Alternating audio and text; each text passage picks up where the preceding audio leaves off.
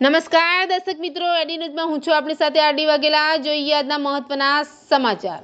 અંકલેશ્વર જીઆઈડીસીમાંથી ચોરીની બાઇક સાથે રીઢા બાઇક ચોરને ઝડપી પાડતી એલસીબી।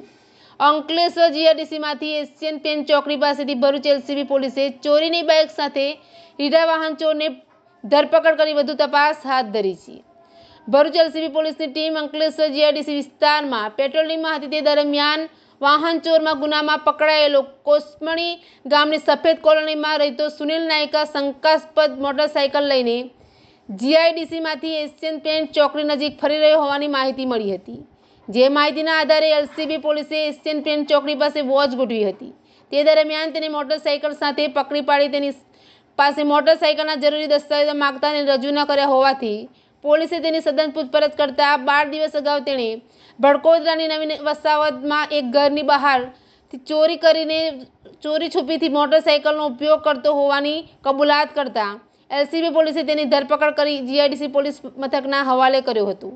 એડી ન્યૂઝ સાથે રિપોર્ટર જયેશ પ્રજાપતિ, અંકલેશ્વર।